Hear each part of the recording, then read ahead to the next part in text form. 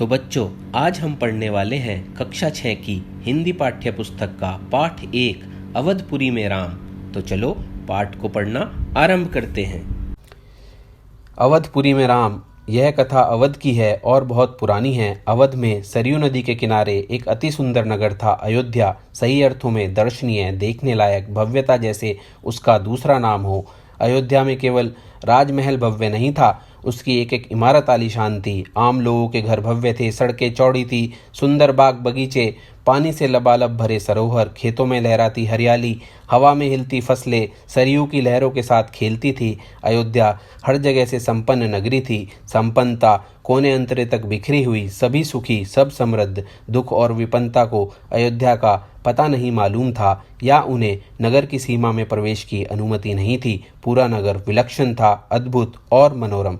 बच्चों, यहाँ पे अयोध्या की बात हो रही है। अयोध्या एक बहुत ही सुंदर जगह, सरयू नदी के किनारे बसी हुई, वहाँ की सड़कें चौड़ी थी। वहाँ पर राजमहल के अलावा जो लोगों के घर थे वो भी बहुत भव्य थे। चारों तरफ खुशहाली थी। यहाँ पर इस पैराग्राफ में यही बताया गया है। तो चलो आगे शुरू करते हैं। उसे ऐसा होना ही था। वह कौशल राज्य की राजधानी था।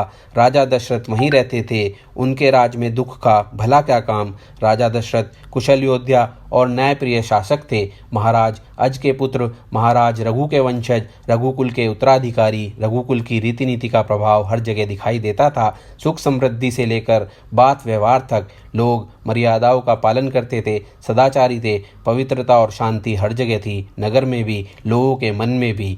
तो बच्चों, यहाँ पे बताया गया है अयोध्या के जो लोग थे वो बहुत ही अच्छे थे, बहुत ही सदाचारी थे, बहुत ही बात मानने वाले थे। और वहाँ के जो राजा थे, राजा दशरथ थे, जो स्वयं अपने आप में एक बहुत ही अच्छे शासक थे, बहुत ही अच्छे राजा थे।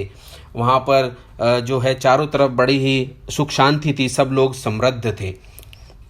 राजा दशरथ यशस्वी थे, उन्हें किसी चीज़ की कमी नहीं थी। राज सुख था, कमी होने का प्रश्न ही नहीं था। लेकिन उन्हें एक दुख था, छोटा सा दुख, मन के एक कोने में छिपा हुआ। वह रह रहकर उभर आता था, उन्हें सालता रहता था। उनके कोई संतान नहीं थी। आयु लगातार बढ़ती जा रही थी। उनकी 3 रानियां थी, कौशल्या, सुमित्रा और कैकई। रानियों के मन में भी बस यही एक दुख था, संतान की कमी। जीवन सूना सूना लगता था। राजा दशरथ से रानियों की बातचीत प्राय इसी विषय पर आकर रुक जाती थी। राजा दशरथ की चिंता बढ़ती जा रही थी। तो बच्चों, वैसे तो अयोध्या बहुत ही खुशहाल जगह थी, सब कुछ अच्छा था। राजा दशरथ भी बहुत खुश थे, बट लेकिन उनके मन में एक छोटा सा दुख था। वो दुख था कि उनको कोई संतान नहीं थी, उनको कोई बच्चे नहीं थे। उनकी 3 रानियां थी, कौशल्या, सुमित्रा और कैकई। तो राजा दशरथ हमेशा चिंतित होकर अपनी तीनों रानियों से बात किया करते थे। यहाँ पर यही बताया गया है। बहुत सोच विचार कर महाराज दशरथ ने इस संबंध में वशिष्ठ मुनि से चर्चा की। उन्हें पूरी बात विस्तार से बताई। रघुकुल के अगले उत्तराधिकारी के बारे में अपनी चिंता बताई। मुनि वशिष्ठ राजा दशरथ की चिंता समझते थे। उन्होंने दशरथ को यज्ञ करने की सलाह दी, पुत्रेष्ठी यज्ञ।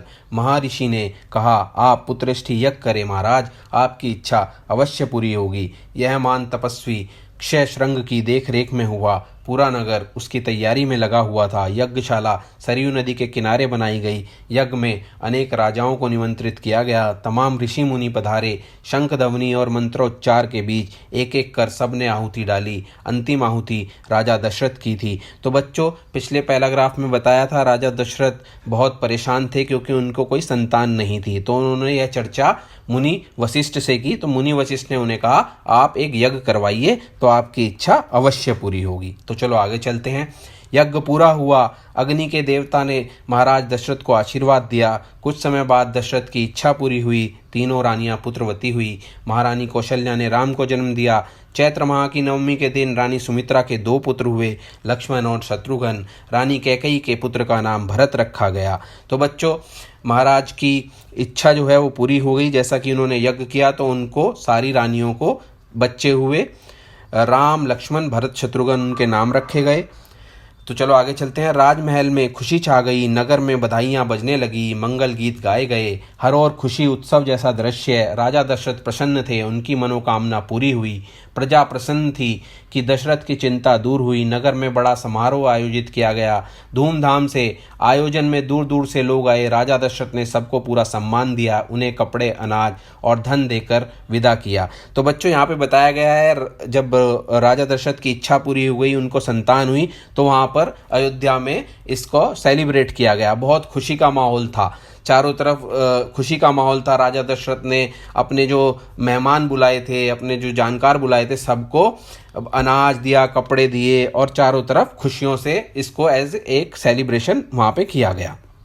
तो चलो आगे चलते हैं। चारों राजकुमार धीरे धीरे बड़े हुए। वे बहुत सुंदर थे, सुदर्शन। साथ खेलने निकलते तो लोग उन्हें देखते रह जाते, आंखें उनसे हटती ही नहीं थी। चारों भाइयों में आपस में बहुत प्रेम था। वे अपने बड़े भाई राम की आज्ञा मानते थे। खेल कूद में लक्ष्मण प्राय राम के साथ रहते। भरत और शत्रुघ्न की एक अलग जोड़ी थी। और बड़े होने पर राजकुमारों को शिक्षा दीक्षा के लिए भेजा गया। उन्हें कुशल और अपनी विद्या में दक्ष गुरुजनों से ज्ञान अर्जित किया, शास्त्रों का अध्ययन किया, शस्त्र विद्या सीखी। चारों राजकुमार कुशाग्र बुद्धि थे, जल्द ही सब विद्याओं में पारंगत हो गए। राम इसमें सर्वोपरि थे। उनमें कई अन्य गुण भी थे, विवेक, शालीनता और न्यायप्रियता। राजा दशरथ को राम सबसे अधिक प्रिय थे, ज्येष्ठ पुत्र होने के कारण और इन मानवीय गुणों के कारण भी। तो बच्चों ये चारों भाई राम, लक्ष्मण, भरत, शत्रुघ्न धीरे धीरे जो है बड़े हो गए, साथ में खेलने जाया करते थे। सारे जो छोटे भाई थे, राम सबसे बड़े थे, लक्ष्मण, भरत, शत्रुघ्न छोटे थे, वो अपने बड़े भाई की बात माना करते थे। राम जो है वो सबसे ज़्यादा यशस्वी थे, सबसे ज़्यादा गुणी थे। तो इस पैराग्राफ में इस बारे में बताया गया है। राजकुमार कुछ और बड़े हुए, विवाह योग्य, नगर में इसकी चर्चा होने लगी। महाराज दशरथ भी ऐसा ही चाहते थे, अपनी संतानों के लिए सुयोग्य वधुएं। परिजनों में चर्चा पहले से ही हो रही थी, बाद में पुरोहितों को भी इसमें शामिल कर लिया गया। अयोध्या का राजमहल एक दिन ऐसी ही चर्चा चल रही थी, ग्रहण मंत्रणा। तभी एक द्वारपाल घबराया हुआ अंदर आया। उसने सूचना दी कि महर्षि विश्वामित्र पधारे हैं। महाराज दशरथ तत्काल अपना आसन छोड़कर खड़े हो गए, द्वार की ओर बढ़े, महर्षि की अगवानी करने। उन्हें लेकर दरबार में आए, विश्वामित्र को ऊंचा आसन दिया। तो बच्चों धीरे धीरे राम, लक्ष्मण, भरत, शत्रुघ्न बड़े हो गए। अब महाराज दशरथ को उनकी शादी की चिंता सताने लगी। यही विचार विमर्श राजमहल में चल रहा था। तभी एक दिन महर्षि विश्वामित्र राजमहल में पहुंच गए। तो एक द्वारपाल गेट कीपर उन्हें अंदर ये बताने के लिए आया, ये मैसेज देने के लिए आया कि महर्षि विश्वामित्र पधारे हैं। तो चलो आगे चलते हैं। विश्वामित्र कभी स्वयं राजा थे, बहुत बड़े और बलशाली। बाद में अपना राजपाट छोड़ दिया, संन्यास ग्रहण कर लिया, जंगल चले गए। वहीं उन्होंने अपना आश्रम बनाया, उसे उन्होंने सिद्धाश्रम नाम दिया। महर्षि के स्वागत सत्कार के बाद दशरथ ने कहा, महर्षि आज्ञा दें, मैं आपकी क्या सेवा कर सकता हूँ? आप अपने मन की बात कहिए, आपकी आज्ञा का पूरी तरह पालन होगा। राजन, मैं जो मांगने जा रहा हूँ उसे देना आपके लिए कठिन होगा। आप आज्ञा दीजिए महर्षि, मैं उसे पूरा करने के लिए तत्पर हूँ, बिल्कुल नहीं हिचकूंगा। तो बच्चों यहाँ पे महर्षि विश्वामित्र उनके आश्रम में आए तो राजा दशरथ ने उनका पूरा रेस्पेक्ट किया। और रेस्पेक्ट करने के बाद महर्षि विश्वामित्र से जो है दशरथ जी ने पूछा कि महाराज आप मुझे बताइए, आप किस कारण से यहाँ आइए, आप जो भी कारण से आए हैं, आप जो मांगेंगे मैं आपको अवश्य वो चीज़ दूंगा। महर्षि विश्वामित्र ने आगे बोला, मैं सिद्धि के लिए एक यज्ञ कर रहा हूँ, अनुष्ठान लगभग पूरा हो गया है, लेकिन 2 राक्षस उसमें बाधा डाल रहे हैं। मैं जानता हूँ कि उन राक्षसों को केवल एक ही व्यक्ति मार सकता है, वह राम है। आप अपने ज्येष्ठ पुत्र को मुझे दे दें ताकि यज्ञ पूरा हो, विश्वामित्र ने कहा। तो महाराज दशरथ से विश्वामित्र ने कहा कि मैं एक यज्ञ कर रहा हूँ, एक पूजा पाठ कर रहा हूँ, तो वहाँ पर कुछ राक्षस हैं जो उसमें बाधा डाल रहे हैं, तो आप उसके लिए मुझे राम को दे दीजिए कुछ दिन के लिए, तो राम ही हैं जो उनको मार सकते हैं। तो चलो आगे चलते हैं।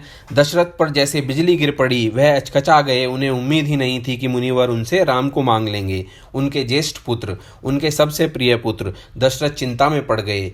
विश्वामित्र दशरथ की दुविधा समझ रहे थे। उन्होंने कहा, मैं राम को केवल कुछ दिनों के लिए मांग रहा हूँ, यज्ञ 10 दिन में संपन्न हो जाएगा। महाराज दशरथ दुखी हो गए, पुत्र वियोग की आशंका से कांप उठे। दरबार में सन्नाटा छा गया। दशरथ की दशा देखकर मंत्री चिंतित थे, चुप थे। महर्षि वशिष्ठ शांत थे। इतने में दशरथ कांप कर बेहोश हो गए। होश आया तो डर ने उन्हें फिर जकड़ लिया। मूर्छित होकर दोबारा गिर पड़े, संज्ञा शून्य पड़े रहे। तो जैसे ही राजा दशरथ ने ये बात सुनी, राजा दशरथ जो है वो घबरा गए, क्योंकि राम उनके सबसे ज़्यादा प्रिय थे। अब इसके बाद जो है जो सारा जो राजमहल था उसमें सन्नाटा छा गया। सब चुप हो गए कि भाई विश्वामित्र जी ने तो राम को मांग लिया, राम तो राजा दशरथ के सबसे प्रिय हैं। तो चलो आगे पढ़ते हैं कि आगे क्या हुआ। महर्षि विश्वामित्र का क्रोध बढ़ता जा रहा था। दरबार सशंकित था। किसी अनिष्ट की आशंका से वे कुछ समझ नहीं पा रहे थे। महर्षि और महाराज के बीच संवाद में कुछ बोलना उचित भी नहीं था। मुनि वशिष्ठ चुपचाप आकर महाराज दशरथ के पास खड़े हो गए। थोड़ी देर बाद दशरथ उठे। स्वयं को संभालते हुए उन्होंने महर्षि से विनती की, महामुनि, मेरा राम तो अभी 16 वर्ष का भी नहीं हुआ है। वह राक्षसों से कैसे लड़ेगा? राक्षस मायावी हैं। वह उनका छल कपट कैसे समझेगा? उन्हें कैसे मारेगा? इससे अच्छा तो यही होगा कि आप मेरी सेना ले जाएं, मैं स्वयं आपके साथ चलूं, राक्षसों से युद्ध करूं।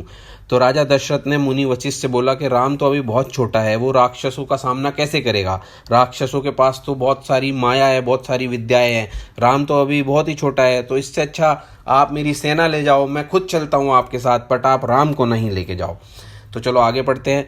महर्षि विश्वामित्र ने कोई प्रतिक्रिया व्यक्त नहीं की। क्रोधित थे पर उसे व्यक्त नहीं कर पा रहे थे। उन्हें अपने यज्ञ के नियम याद थे। क्रोध करने से यज्ञ खंडित हो जाता, अनुष्ठान अधूरा रह जाता। मैं राम के बिना नहीं रह सकता महामुनि, एक पल भी नहीं। आप राम को छोड़कर जो चाहे मांग लें, उसे मत ले जाइए। मैं राम को नहीं दूंगा, बिल्कुल नहीं। वह मेरी बुढ़ापे की संतान है, मैं उससे बहुत प्रेम करता हूँ। महर्षि का क्रोध भभक उठा। दरबार, मंत्रीगण और ऋषि मुनि सकते में आ गए। आप रघुकुल की रीति तोड़ रहे हैं, राजन वचन देकर पीछे हट रहे हैं। यह बर्ताव कुल के विनाश का सूचक है। आप जानते हैं कि मैं स्वयं दुष्ट राक्षसों का संहार कर सकता था, लेकिन मैंने संन्यास ले लिया। अगर आप राम को नहीं देंगे तो मैं यहाँ से खाली हाथ लौट जाऊँगा। अब महर्षि विश्वामित्र को गुस्सा आ जाता है बच्चों। वो बोलते हैं कि अगर आप राम को मुझे नहीं देंगे तो मैं यहाँ से खाली हाथ लौट जाऊंगा। तो चलो आगे पढ़ते हैं। बात बिगड़ती देखकर मुनि वशिष्ठ आगे आए। महाराज दशरथ को समझाया राम की शक्ति के बारे में, प्रतिज्ञा तोड़ने के संबंध में, महर्षि विश्वामित्र के साथ रहने पर राजकुमार राम को होने वाले लाभ के बारे में। तो अब जो है महर्षि के गुस्से को देख के मुनि वशिष्ठ जो है फिर वो आए। उन्होंने राजा दशरथ को समझाने की कोशिश करी कि आप जो है राम को विश्वामित्र के साथ, महर्षि विश्वामित्र के साथ भेज दीजिए, उससे राम को ही बेनिफिट होंगे। राम बहुत सारी विद्याएं सीखेंगे। राम विश्वामित्र के साथ रहेंगे तो उन्हें और भी बहुत सारी चीज़ें सीखने को मिलेंगी। उन्होंने ये भी बताया कि विश्वामित्र ने अगर राम को मांगा है तो उसके पीछे कुछ अच्छी बात है। तो चलो आगे बढ़ते हैं। राजन, आपको अपना वचन पूरा करना चाहिए। रघुकुल की रीति यही है। प्राण देकर भी आपके पूर्वजों ने वचन निभाया है। आप राम की चिंता ना करें। महर्षि के होते उनका कुछ नहीं बिगड़ सकता। महाराज दशरथ की चिंता कुछ कम हुई, पर मन अब भी खिन्न था। पुत्र बिछोह का दुख सभी तर्कों पर भारी पड़ रहा था। तब भी जो है मुनि वशिष्ठ के समझाने के बाद भी दशरथ थोड़े संकुचित थे। वो अभी भी सोच रहे थे कि राम को ना भेजें, बट जैसा कि वशिष्ठ ने उनको समझाया कि हमारे जो पूर्वज हैं, जो वो प्रॉमिस कर देते थे एक बार, उससे पीछे नहीं हटते थे। और उसमें ये भी बोला जाता था, रघुकुल रीत सदा चली आई, प्राण जाए पर वचन न जाई। मतलब जो एक बार हमने प्रॉमिस कर दिया, हमें उससे कभी भी पीछे नहीं हटना। ये उनके कुल की रीति थी। तो चलो आगे पढ़ते हैं। गुरु वशिष्ठ ने कहा, महाराज महर्षि विश्वामित्र सिद्ध पुरुष हैं, तपस्वी हैं, अनेक गुप्त विद्याओं के जानकार हैं। वह कुछ सोचकर ही यहाँ आए हैं। राम उनसे अनेक नई विद्याएं सीख सकेंगे। आप राम को महर्षि विश्वामित्र के साथ जाने दें, राम को उन्हें सौंप दें। दशरथ ने मुनि वशिष्ठ की बात दुखी मन से स्वीकार कर ली, लेकिन वह राम को अकेले नहीं भेजना चाहते थे। उन्होंने विश्वामित्र से आग्रह किया, कहा कि वे राम के साथ उनके छोटे भाई लक्ष्मण को भी ले जाएं। महर्षि विश्वामित्र ने महाराज दशरथ का यह आग्रह स्वीकार कर लिया। राम और लक्ष्मण को तत्काल दरबार में बुलाया गया। महाराज दशरथ ने उन्हें अपने निर्णय की सूचना दी। दोनों भाइयों ने उन्हें सहर्ष स्वीकार कर लिया, सिर झुकाकर आदर सहित। अब जो है फाइनली राजा दशरथ जो है वो बात मान गए महर्षि विश्वामित्र की, और उन्होंने राम और लक्ष्मण को दरबार में बुलाया और उन्हें इस बात की सूचना दी। उन दोनों ने इस बात को बड़ी खुशी से स्वीकार कर लिया। तो चलो आगे पढ़ते हैं। इसकी सूचना माता कौशल्या को दी गई। बताया गया कि राम और लक्ष्मण वन जा रहे हैं। महर्षि विश्वामित्र के साथ नितांत गंभीर माहौल में स्वस्ति वचन हुआ, शंख ध्वनि हुई, नगाड़े बजे। महाराज दशरथ ने भावुक होकर दोनों पुत्रों को मस्तक चूमकर उन्हें महर्षि को सौंप दिया। दोनों राजकुमार बिना विलंब किए महर्षि के साथ चल पड़े। बीहड़ और भयानक जंगलों में विश्वामित्र आगे आगे चल रहे थे, राम उनके पीछे थे। लक्ष्मण राम से 2 कदम पीछे, अपने धनुष संभाले हुए, पीठ पर तुनीर बांधे, कमर में तलवार लटकाए। तो फाइनली इसकी सूचना जो है महारानी कौशल्या को भी बताई गई कि राम और लक्ष्मण जो है महर्षि विश्वामित्र के साथ वन जा रहे हैं। वहाँ से उनको बड़े शंख ध्वनि के साथ, शंख बजाते हुए, पूरे सम्मान के साथ वहाँ से उन्हें विदा किया गया महर्षि विश्वामित्र के साथ जंगल की तरफ। तो बच्चों, ये था पाठ 1 अवधपुरी में राम। आशा करता हूँ आपको अच्छा लगा होगा, पाठ समझ आया होगा। अगर समझ आया है तो लाइक करें, सब्सक्राइब करें। तो चलो मिलते हैं अगले वीडियो में।